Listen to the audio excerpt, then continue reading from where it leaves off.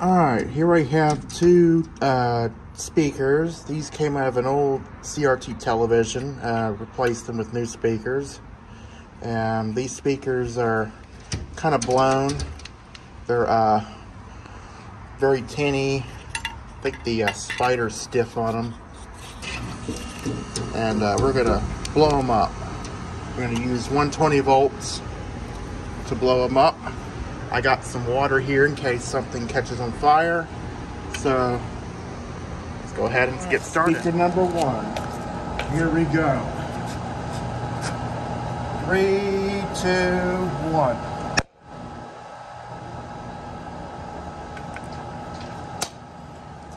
There's that one.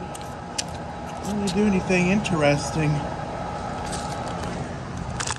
Alright, here's speaker number 2.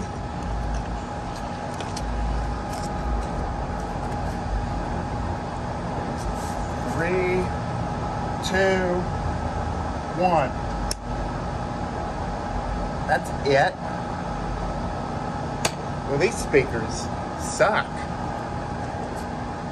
So that's it for these speakers. Hope you enjoyed, and we'll see you later.